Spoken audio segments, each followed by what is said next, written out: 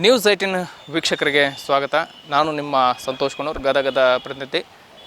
ನಿಮಗೋಸ್ಕರ ಇವತ್ತು ಒಂದು ಇಂಟ್ರೆಸ್ಟಿಂಗ್ ಸ್ಟೋರಿಯನ್ನು ಸಹ ತರ್ತಾ ಇದ್ದೀನಿ. ಅದರಲ್ಲೂ ರಾಜ್ಯದಲ್ಲಿ ಸಾಕಷ್ಟು ಟೋಲ್ಗಳು ಕೂಡ ನಿರ್ಮಾಣವಾಗಿದೆ. ರಾಜ್ಯ ಹೆದ್ದಾರಿ ಆಗಿರ್ಬೋದು, ರಾಷ್ಟ್ರೀಯ ಹೆದ್ದಾರಿಗಳಲ್ಲಿಯೂ ಕೂಡ ಟೋಲ್ಗಳು ನಿರ್ಮಾಣವಾಗಿದೆ. ಆದರೆ ರಾಷ್ಟ್ರೀಯ ಹೆದ್ದಾರಿ ಪ್ರಾಧಿಕಾರ ಹಾಗೂ ರಾಜ್ಯ ಹೆದ್ದಾರಿ ಪ್ರಾಧಿಕಾರದ ಒಂದು ನಿಯಮಾವಳಿ ಪ್ರಕಾರ ಒಂದು ಟೋಲ್ ಇದ್ದ ಮೇಲೆ ಮತ್ತೊಂದು ಟೋಲು ಸುಮಾರು 60 ಕಿಲೋಮೀಟರ್ ಅಂತರದಲ್ಲಿ ಇರಬೇಕು ಅನ್ನೋಂಥ ರೂಲ್ ಇದೆ. ಆದರೆ ಗದಗ ಜಿಲ್ಲೆಯಲ್ಲಿ ಸುಮಾರು 40 ಕಿಲೋಮೀಟರ್ ಒಳಗೆ 2 ಟೋಲ್ಗಳು ಕೂಡ ಈಗ ಇರೋದರಿಂದ ಸಾಕಷ್ಟು ವಾಹನ ಸವಾರರಿಗೂ ಕೂಡ ಈಗ ತೊಂದರೆ ಆಗಿರುವಂಥದ್ದು.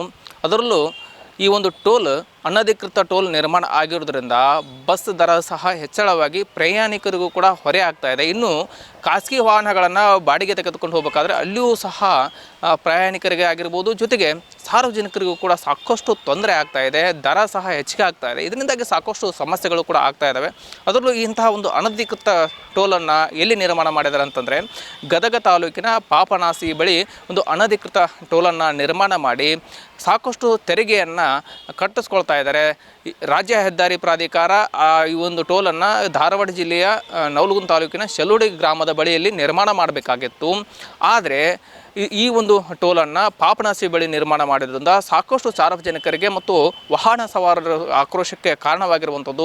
ಗದಗ ಜಿಲ್ಲಾಡಳಿತಕ್ಕೆ ಸಾಕಷ್ಟು ಬಾರಿ ಈ ಒಂದು ಮುಂಡ್ರಿಗಿ ಹಾಗೂ ಗದಗ ತಾಲೂಕಿನ ಸಾಕಷ್ಟು ಗ್ರಾಮಸ್ಥರು ಸಹ ಹೋಗಿ ಭೇಟಿ ನೀಡಿ ಮನವಿಯನ್ನು ಸಹ ಸಲ್ಲಿಸಿದ್ದಾರೆ. ಈ ಒಂದು ಅನಧಿಕೃತ ಟೋಲನ್ನು ಸ್ಥಳಾಂತರ ಮಾಡಬೇಕು ಅಂತೇಳಿ ಒತ್ತಾಯ ಸಹ ಮಾಡಿದ್ದಾರೆ. ಆದರೆ ಇದುವರೆಗೂ ಕೂಡ ಸ್ಥಳಾಂತರ ಮಾಡತಕ್ಕಂಥ ಕೆಲಸವನ್ನು ಜಿಲ್ಲಾಡಳಿತ ಕೂಡ ಮಾಡಿಲ್ಲ. ಹೀಗಾಗಿ ಸಾಕಷ್ಟು ಜನರ ಒಂದು ಆಕ್ರೋಶಕ್ಕೆ ಈಗ ಕಾರಣವಾಗಿರುವಂಥದ್ದು. ಯಾಕಂದರೆ ಅರಬಾವಿ ಮತ್ತು ಚಳ್ಳಿಕೆರೆ ರಾಜ್ಯ ಹೆದ್ದಾರಿಯಲ್ಲಿ ಈ ಮುಂಡ್ರಿಗಿ ತಾಲೂಕಿನ ಕೊಲ್ಲಳ್ಳಿ ಗ್ರಾಮದ ಬಳಿಯಲ್ಲಿ ಈಗಾಗಲೇ ಒಂದು ಟೋಲ್ ಸಹ ಇದೆ, ಟೋಲ್ ನಾಕ. ಅಲ್ಲಿಂದ ಸುಮಾರು ಪಾಪನಾಸಿಗೆ ಸುಮಾರು 40 ಕಿಲೋಮೀಟರ್ ಒಳಗಾಗುತ್ತೆ. ಅಲ್ಲಿಯೂ ಸಹ ಒಂದು ಈಗಾಗಲೇ ಗದಗ ತಾಲೂಕಿನ ಪಾಪನಾಸಿ ಬಳಿಯಲ್ಲಿಯೂ ಸಹ ಒಂದು ಟೋಲನ್ನು ನಿರ್ಮಾಣ ಮಾಡಿದ್ದಾರೆ. ಈ ಒಂದು ಪಾಪನಾಸಿ ಬಳಿಯಲ್ಲಿ ಇರ್ತಕ್ಕಂಥ ಟೋಲನ್ನು ಅನಧಿಕೃತವಾಗಿ ನಿರ್ಮಾಣ ಮಾಡಿದ್ದಾರೆ. ಹೀಗಾಗಿ ಈ ಒಂದು ಟೋಲು ಶೆಲುಡಿ ಗ್ರಾಮದ ಬಳಿಯಲ್ಲಿ ನಿರ್ಮಾಣ ಆಗಬೇಕಿತ್ತು, ಆದರೆ ಇದುವರೆಗೂ ಕೂಡ ನಿರ್ಮಾಣ ಆಗಿಲ್ಲ.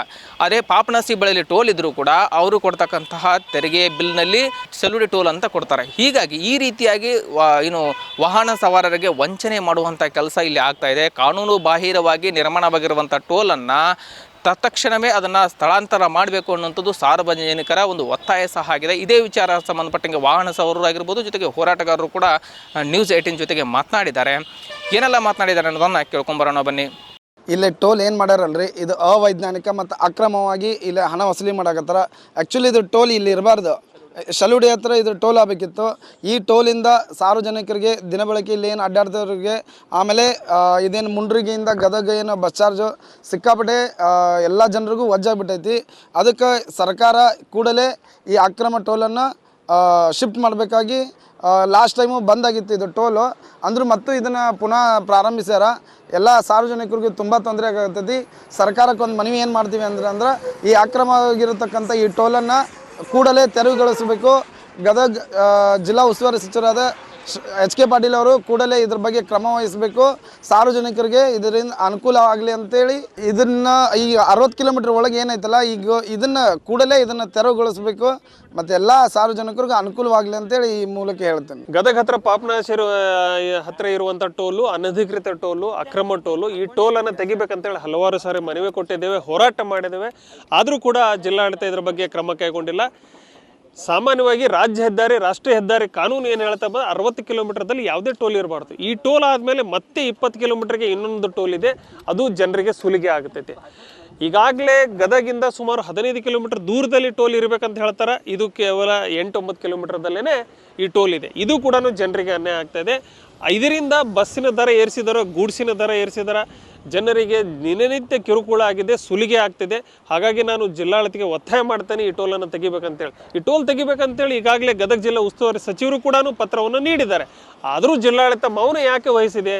ಏನು ಕಾರಣದ ಕೈಗಳ ಕೈವಾಡ ಇದೆಯಾ ಅನ್ನೋದು ನಮಗೆ ಅನುಮಾನ ಕಾಡ್ತದೆ. ಹಾಗಾಗಿ ಸರ್, ಇದೇನಂತಂದರೆ ಪ್ರಾರಂಭವಾಗಿದೆ ಶೆಲುಡಿಯಿಂದ ಮುಂಡ್ರಿಗೆ, ಶೆಲುಡಿಗೆ ಶಿಫ್ಟ್ ಆಗಬೇಕು.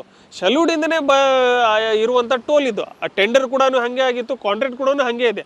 ಆದರೂ ಕೂಡ ಅಧಿಕಾರಿಗಳು ಅಕ್ರಮವಾಗಿ ಇದ್ದ ಟೋಲನ್ನು ಇಲ್ಲಿ ತಂದು ಹಾಕಿದ್ದಾರೆ. ಸರ್ ಈ ಟೋಲ್ ರದ್ದುಗೊಳ್ಳಬೇಕು, ಶೆಲ್ಯೂಡಿಗೆ ಸ್ಥಳಾಂತರಗೊಳ್ಳಬೇಕು, ಜನಸಾಮಾನ್ಯ ಸುಲಿಗೆ ನಿಲ್ಲಬೇಕು ಸರ್. ಬಹುಶಃ ಇದರಲ್ಲಿ ಈ ಒಂದು ರಾಜ್ಯ ಹೆದ್ದಾರಿಗಳ ಅಧಿಕಾರಿಗಳು ಎಲ್ಲೋ ಒಂದು ಕಡೆ ಶಾಮೀಲಾಗಿದ್ದಾರಾ ಅಥವಾ ಎಲ್ಲೋ ಒಂದು ಕಡೆ ಜಿಲ್ಲಾಡಳಿತಗೆ ಕಾನೂನದ ಕೈಗೊಳ್ಳೋ ಒತ್ತಡ ಇದೆಯೋ ಅನ್ನೋದು ನಮ್ಗೆ ಕಾಣ್ತಾ ಇಲ್ಲ. ಆದರೆ ನೇರವಾಗಿ ಉಸ್ತುವಾರಿ ಸಚಿವರೇ ಒಂದು ಪತ್ರ ಕೊಟ್ಟುಬಿಟ್ಟಾರೆ ಸರ್, ಇದನ್ನು ತೆಗೀರಿ ಅಂತೇಳಿ. ಉಸ್ತುವಾರಿ ಸಚಿವರು ಮಾತು ಕೂಡ ನೀವು ಕೇಳ್ತಿಲ್ಲ ಅಂತಂದರೆ ಅಧಿಕಾರಿಗಳ ದರ್ಪನೇ ಇಲ್ಲಿ ಕಾರಣ ಸರ್.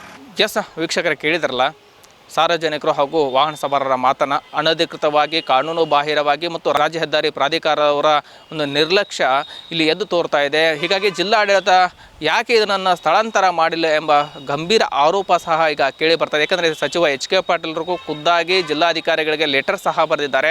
ಏನಂತಂದರೆ ಈ ಒಂದು ಅನಧಿಕೃತ ಟೋಲ್ ಇದೆ, ಆ ಟೋಲನ್ನು ಪರಿಶೀಲನೆಯನ್ನು ಮಾಡಿ ಅದನ್ನು ಸ್ಥಳಾಂತರ ಮಾಡಬೇಕು ಅನ್ನೋಂಥ ಒಂದು ಲೆಟರನ್ನು ಕೊಟ್ಟಿದ್ದಾರೆ. ಆದರೆ ಇದುವರೆಗೂ ಕೂಡ ಜಿಲ್ಲಾಧಿಕಾರಿಗಳು ಹೋಗಿ ಭೇಟಿ ನೀಡಿ ಪರಿಶೀಲನೆ ಮಾಡಿ ಯಾವುದೇ ರೀತಿ ಅಧಿಕಾರಿಗಳ ಮೀಟಿಂಗನ್ನು ಕರೆದು ಈ ಒಂದು ಸ್ಥಳಾಂತರ ಮಾಡುವಂಥ ಕೆಲಸ ಸಹ ಮಾಡಿಲ್ಲ. ಹೀಗಾಗಿ ಇನ್ನು ಇದೇ ವಿಚಾರ ಸಂಬಂಧಪಟ್ಟಂಗೆ ಜಿಲ್ಲಾಧಿಕಾರಿಗಳು ಕೂಡ ನ್ಯೂಸ್ 18 ಜೊತೆಗೆ ಮಾತನಾಡಿದ್ದಾರೆ. ಏನೆಲ್ಲ ಮಾತನಾಡಿದ್ದಾರೆ ಅನ್ನೋದನ್ನು ಕೇಳ್ಕೊಂಬರೋಣ ಬನ್ನಿ. ಎಸ್ ವೀಕ್ಷಕರು ಕೇಳಿದ್ರಲ್ಲ ಜಿಲ್ಲಾಧಿಕಾರಿಗಳ ಮಾತನ್ನು. ಒಟ್ಟಿನಲ್ಲಿ ಪಾಪಣಸಿ ಬಳಿಲಿರ್ತಕ್ಕಂಥ ಅನಧಿಕೃತ ಟೋಲನ್ನು ಆದಷ್ಟು ಬೇಗ ಜಿಲ್ಲಾಡಳಿತ ಸ್ಥಳಾಂತರ ಮಾಡಬೇಕು ಅನ್ನೋಂಥದ್ದು ಸಾರ್ವಜನಿಕರ ಒತ್ತಾಯವಾಗಿದೆ. ಆದಷ್ಟು ಬೇಗ ಜಿಲ್ಲಾಡಳಿತ ಸ್ಥಳಾಂತರ ಮಾಡುತ್ತಾ ಅನ್ನೋದನ್ನು ಕಾದು ನೋಡಬೇಕಿದೆ. ಈ ವಿಡಿಯೋ ನಿಮಗೆ ಲೈಕ್ ಮಾಡಿ, ಕಮೆಂಟ್ಸ್ ಮಾಡಿ, ಶೇರ್ ಮಾಡಿ. ಕನ್ನಡಿಗರ ಮೆಚ್ಚಿನ ನಿಮ್ಮ ನ್ಯೂಸ್ 18 ಕನ್ನಡ ಈಗ ವಾಟ್ಸ್ಆಪ್ನಲ್ಲಿಯೂ ಲಭ್ಯ. ಕರ್ನಾಟಕ ಮತ್ತು ದೇಶ ವಿದೇಶದ 360 ಡಿಗ್ರಿ ಸುದ್ದಿ ವಿವರವನ್ನ ನೀವು ನಿಮ್ಮ ಕೈ ಬೆರಳುಗಳಲ್ಲಿಯೇ ಪಡೆಯೋದಿಕ್ಕೆ ಈ QR ಕೋಡ್ ಅನ್ನ ಸ್ಕ್ಯಾನ್ ಮಾಡಿ.